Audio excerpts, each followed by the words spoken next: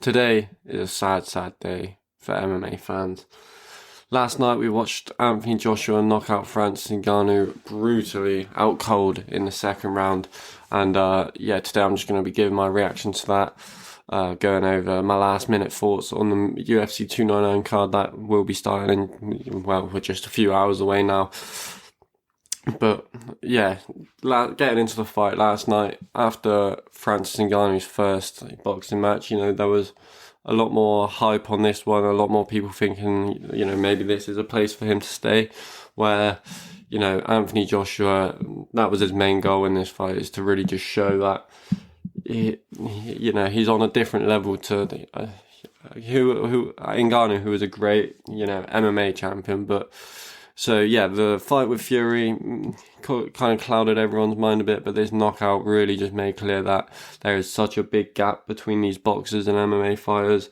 And in my opinion, the matchup was way different in itself because Tyson Fury doesn't bring that one-punch knockout power, where Anthony Joshua, I think he's had something like 28 wins, 24 by knockout or something along those lines. So you get what he brings. Gold medalist, Olympian as well, so yeah, just been a world championship level boxer for as long as I've been watching combat sports. Really, I remember watching him. It's come up when he got that first big breakout fight against Klitschko and put on the wall there. So, he's seasoned compared to a guy like Ngannou who, only started training like, late into his teens, maybe even his 20s. So that was the main gap. The knockout in itself, probably one of the worst knockouts I've ever seen in any side of combat sport. Obviously, I'm more of an MMA fan, so I'm not always watching these boxing fights, but these big ones, that's the biggest knockout I've ever seen in a boxing match. One of those ones where you're, a bit worried for the guy's health. And getting into where Ngannou goes from here, he's got a few interesting things that he can do. Anthony Joshua was saying maybe he should stay in boxing. In my personal opinion, there's no point in him going out and fighting someone like who's he going to fight? Like a Joseph Parker, who won on the undercard, had a very good performance against Zhang. Even Zhang or Joe Joyce, these fights it's very high risk, low reward for Ngannou. But talking about high risk, low reward, that is what I want to see him do next in MMA terms, because now he's got to go back and fight someone in PFL, Renan Ferreira, who is an absolute beast, knocked out Ryan Bader inside the first minute a couple of weeks ago, which, you just see, I think he's like 6'9", and the length he brings to these fights.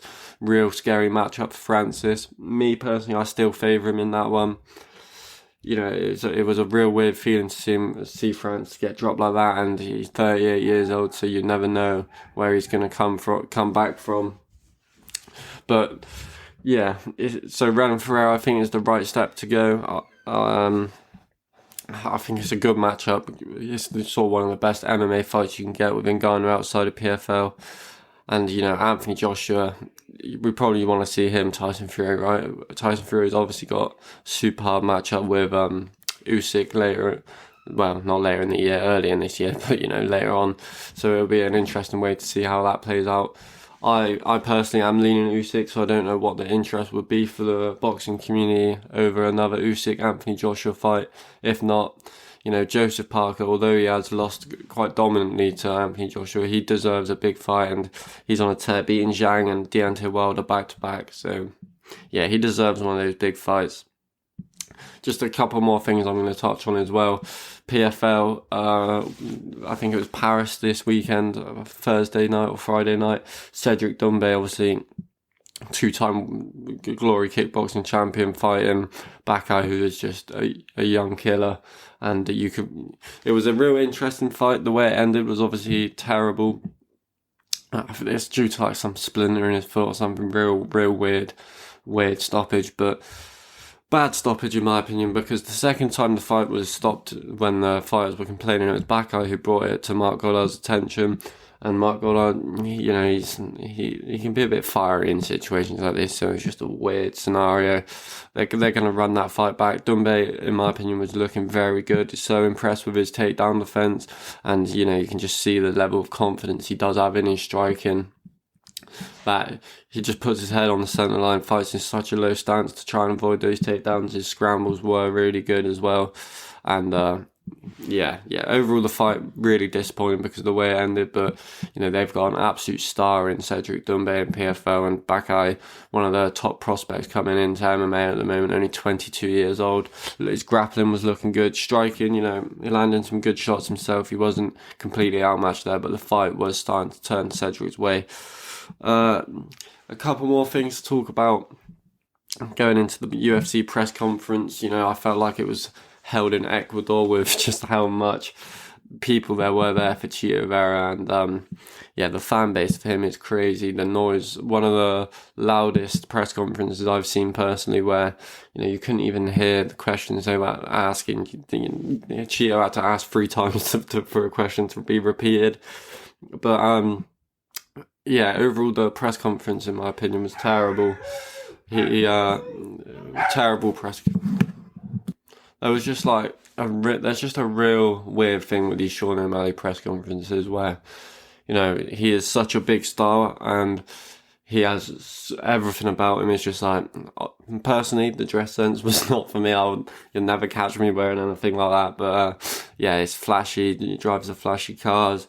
He's one of these like real in tune fighters with sort of how to grow himself, and he's always been across the social media. It seems like he was one of those fighters who is a bit like influencer, switched with it. So you are expecting these big things from these press conferences, but he had a line in there, said he was going to send Peter Yan to bare knuckle, knock out Peter, and there's some, just not great lines, but Song Yadong, Peter Yan both speaking English was good to see. That's how you do build your stars, because it is a predominantly American-based sport. Well, just the main fan base. To be a real star, you don't get loads of stars that come through without being able to speak English. So, but good to see Peter Yan and Song Yadong both, sort of jibbing and jibing at each other, both in the English language. So, that was interesting. Overall, nothing real big happened in the press conference. Some real good intense face-offs. Poirier, Saint Denis is just going to be an absolute war. I can just tell now.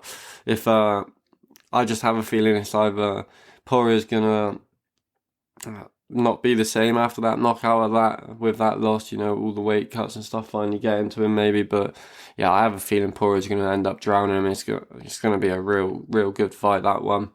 And getting into, we didn't talk about the early prelims on this one, so just a couple fights I want to talk about. The CJ Vergara fight against Amirbayev. It's an interesting one. Not gonna lie, it's probably the fight on the card that I'm least excited for. The Joanne Calderwood one against Marina Moroz. Maybe on paper not the best matchup, but for me, Joanne is kind of a pioneer for British MMA fighters, especially women ones. So it's good to see her back, probably towards the later stages of her career now. I'm going to give some quick fire predictions. I think Joanne Calderwood, I have a feeling she's going to get submitted though. That's the problem. Moroz is dangerous everywhere the fight goes, nasty off her back as well, so that'll be interesting. The one I'm most excited for on the early prelims, Rubeles Despain against Josh Parisian. Despain, Taekwondo, I think bronze medalist in the Olympics. That's what my background was as well. So, I've been growing up watching a lot of real good Taekwondo fighters around me, and I love this style. It's not like he brings that sort of crazy Taekwondo style, but he's like 6'9", an absolute powerhouse. He's had 4 fights, all first round knockouts, and now being pushed into the UFC because he is 35 years old at heavyweight. That's not super old, but you got to get on a run real soon. So just keep him away from grapplers, push him to the top, and see where he can go. But I think Rubeles Despain's going to win I think he'll probably win by first round knockout. This is a terrible matchup for Josh Parisian, who, let's be real, has not looked great since coming to the UFC. Getting on to the next one, Michael Pereira against Mikhail Oleksandrzyk. It's a good matchup. Pereira, obviously, last time out, moving up to middleweight, getting his first knockout against Andre Petroski in the first round, and Oleksandrzyk getting the knockout over who was it? It was Njokuani, which he was getting hurt early in that fight. A lot of sort of dodgy moments and managing to real push the tide and come back. It's a good matchup. I'm going Mikhail Pereira. I think at welterweight he had the fighting style of someone who's like an insane finisher. Petrosky's not the best opponent, but I think he's really going to power well up to middleweight, and I think I'm gonna go third round TKO in that one. Going on to the last one, Ion Cutelaba against Felipe Lins. Felipe Lins kind of been around for a while now, since 2020, having his debut in the UFC, and he's not on a terrible run, obviously being OSP, then Max Grisham, so there's a few decent little wins in there, nothing special. Cutelaba, he has had some real good moments in the UFC, where maybe even if you're looking at his losses, like he really badly hurt Glover Teixeira at one point, was looking very good in that fight, and he does have a very high level MMA sort of skill set. We see his kicks, his striking's not terrible, knocking out Khalil Roundtree, looking real good against Glover Teixeira too, and it's kind of kill or be killed with him, and I think he's going to get it done. I just have the feeling, the power and the explosiveness, we saw him painted as the Incredible Hulk at the weigh-in, so maybe he's bringing back some of that crazy antics he does. So yeah, that's my final thoughts. I just thought I'd make a video because so much big stuff happened. Hats off to Anthony Joshua. What a win. There's so many good fights from now. Even Hrgović, Joshua, in my opinion, is going to be champ again before he retires. I feel like Usyk, maybe towards the later stages of his career, if he does beat Tyson Fury, what else is there really for him to do? So I think Joshua has a real high possibility of getting those belts back. But yeah, I thought I'd just give him quick predictions on the early prelims, and this main card in a few hours is going to be insane. So yeah, just last thoughts. I hope you guys enjoyed.